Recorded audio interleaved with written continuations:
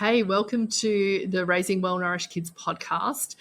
This week we have a question we have received many times, haven't we, inside of our program particularly. And we've been there as parents too. Exactly. And it's around offering fruit after a fussy eater hasn't eaten their dinner or hasn't eaten a lot of dinner.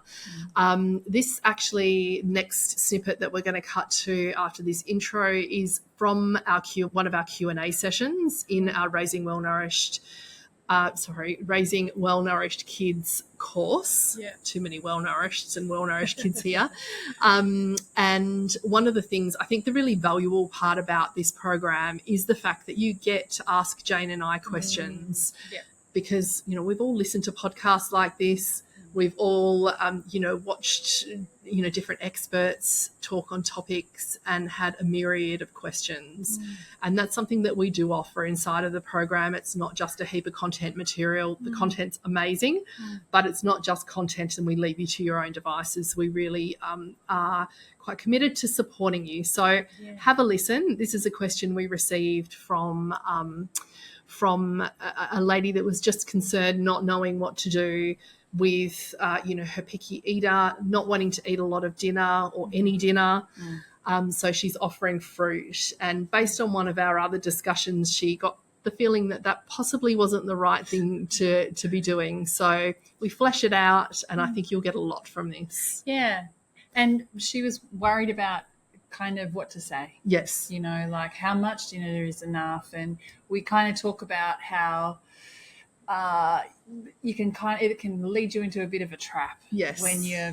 when it becomes all about what to say. Yeah. So have a listen and enjoy. It's hi. I've listened to your recent podcast, episode 39, The Dessert Dilemma. And I have a query, which is fantastic. The only night that we have a proper dessert as such is Friday night. The other nights the kids are allowed to have after dinner, all they're allowed to have after dinner is fruit. In the podcast, you caution against letting kids not eat dinner and go straight to dessert, which makes perfect sense. But also you say not to do things like you can't get your dessert unless you eat your dinner. So I was wondering, when you have an occasion where a child doesn't like what's for dinner or for whatever reason, hardly eats any of it, and then later on asks for fruit, how you navigate that without making it sound like eating dinner is a condition to getting dessert or fruit afterwards, even though really eating dinner is a condition of getting to eat dessert later. Apologise if I missed it in the podcast. Never apologise for asking questions. We love it. Just a bit unsure of how to approach it, and it's great that you've reached out. And that's why you're in the program, really, is to have access to us to clarify things that aren't clear. So I've been saying to my daughter that she needs to eat at least a certain amount of dinner that I've deemed appropriate, an appropriate amount, not heaps, before she gets to have the fruit that she's asked for.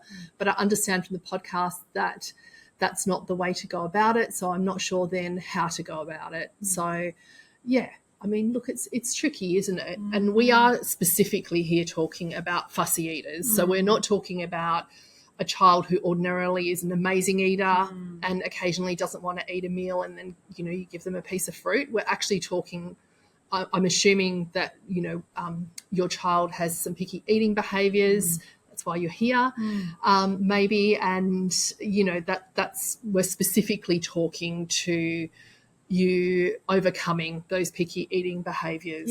Yeah, totally.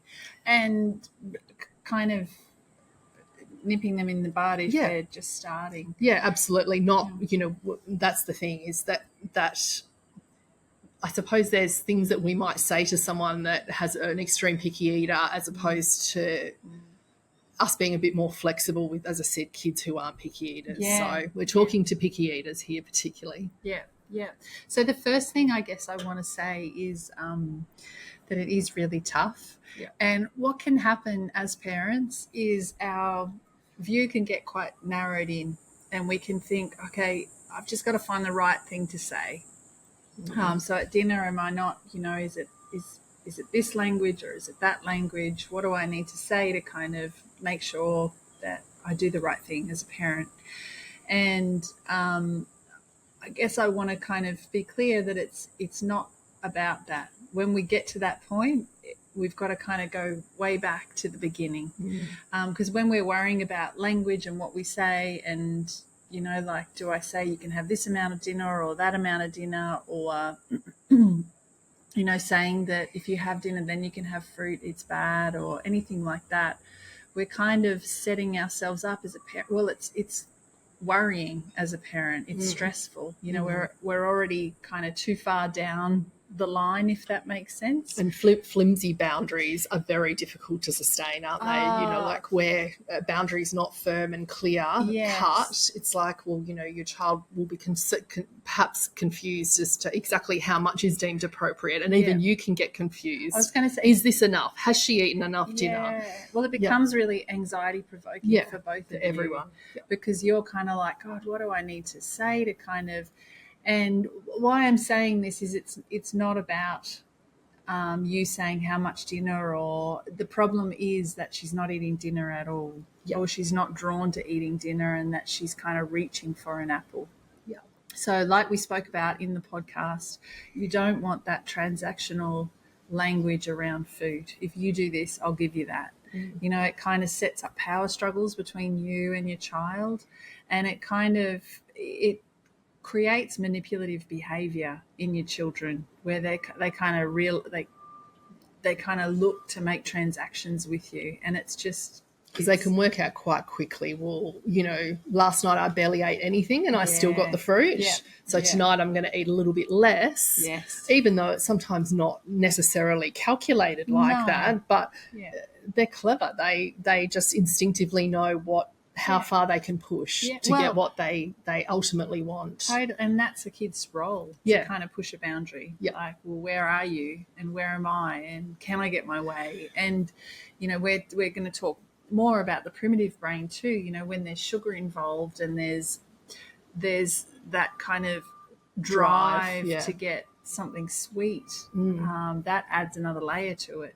So I guess what I'm trying to say is you never want to kind of say you've got to eat all your dinner to get your dessert, or some of your dinner to get fruit in this case.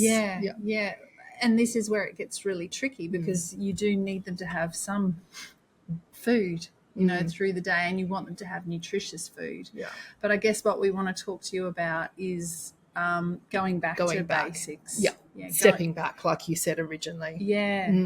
Stepping way back and kind of going back to what we've spoken about in the program, where you start to support them to get curious about food, where you get them involved in making food, in shopping for food, where you ask her, you know, what do you like for dinner? You haven't liked the last 3 dinners.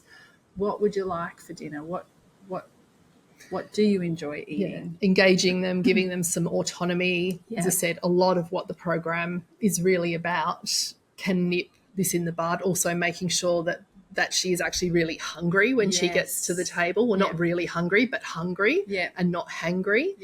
So, you know, look at timing of dinner, timing of snacks as well.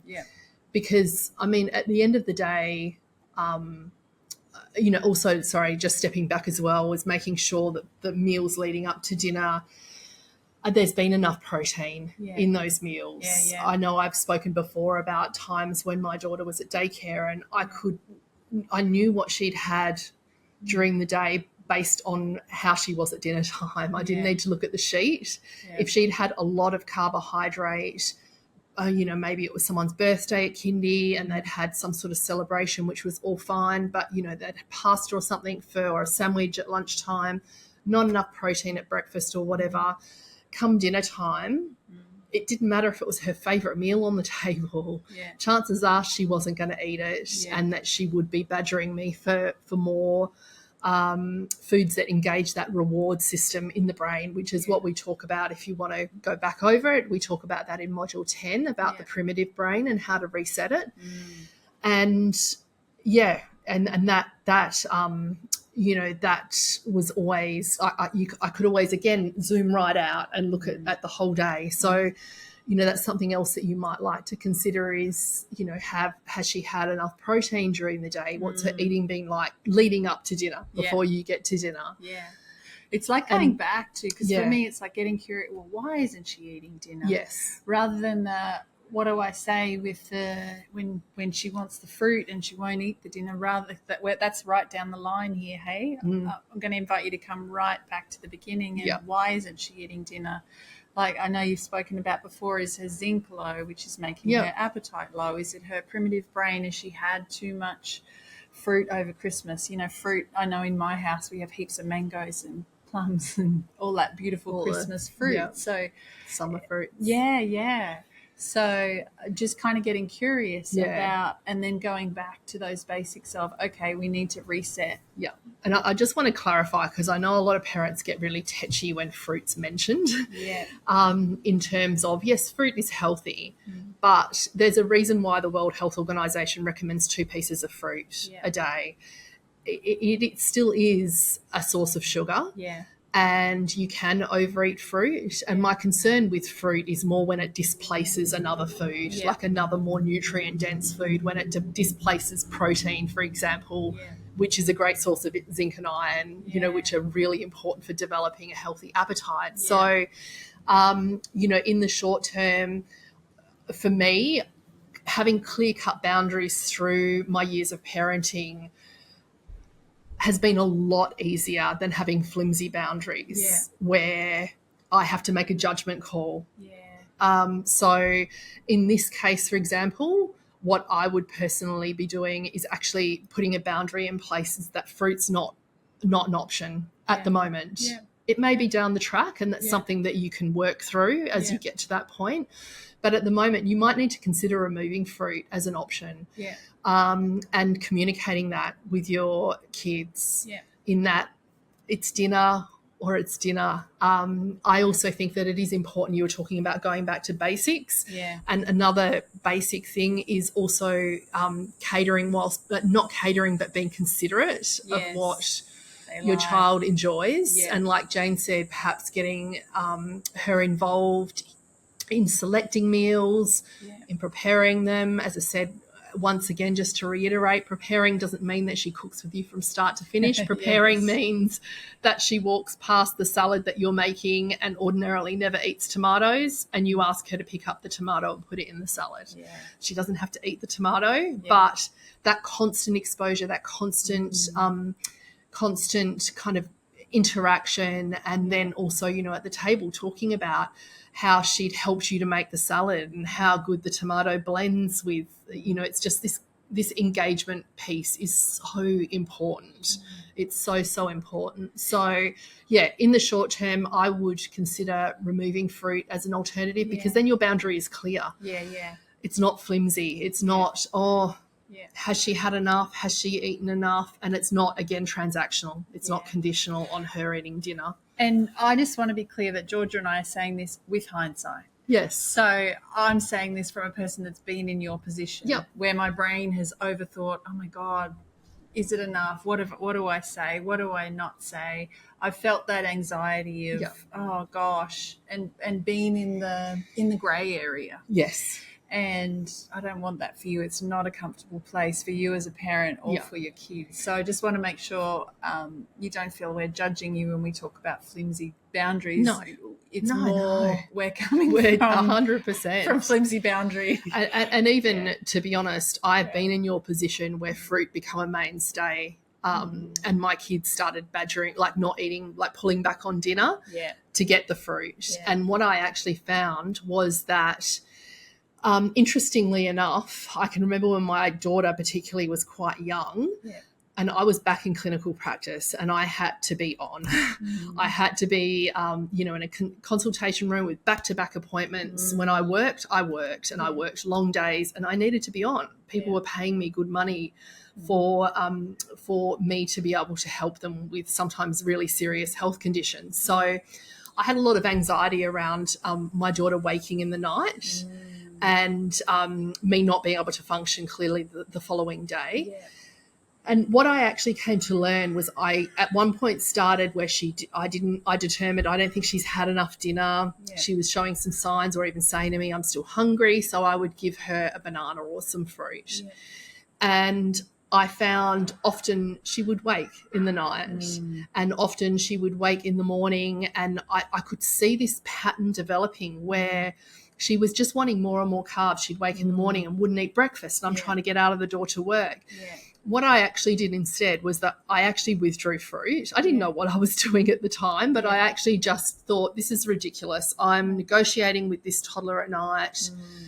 You know, she's increasingly rejecting everything that I'm cooking. So I actually put a boundary in place, and I think she would have only been a couple of years old, like maybe 2 or 3 at the time. And I just said, look, we're not doing fruit after dinner. If you don't want to eat what's in front of you, that's completely fine. But if you tell me that you're hungry later, I'm going to have it in the fridge and you can eat it a little bit later, okay? Yeah. So it's not punishment. It's just these are our rules. These are the rules that we live by. We don't waste food. And I would present the food and sometimes, to be honest, she would actually go to bed with nothing else to eat because she didn't want and my observation with this, and obviously every child is completely different, but my observation was that she never woke in the night and she was back to her starving, hungry self the next morning. Yeah. And from the get-go, I had this opportunity to, like, you know, get a good breakfast into her that she ate all of it, rather than me trying to, you know, convince her to have a mouthful before I had to drop her at daycare on the way to daycare, and then stressing that I've dropped a hungry kid at daycare. Yeah. So that's just a little personal anecdote. Yeah. It's massive. Yeah. I think, like, the whole thing of fruit, and, like, it's not bad. Yeah. But it's just where it goes in the day. And especially, like, just blood sugar levels and hormones and behavior and sleep, all these things that are so important in a little body. Yes, yeah. So hopefully that's answered your question. Do you have anything else you wanted to add? No. I think we've answered your question, but if we haven't, obviously just come straight back to us and we'll clarify any sticking points. But hopefully that gives you some food for thought. I mean, ultimately it is up to you what you decide to do. With what boundaries you put in place and what, you know, kind of rules feel good in your home. And, this has given you something to work on. So, Cool. See ya. Bye.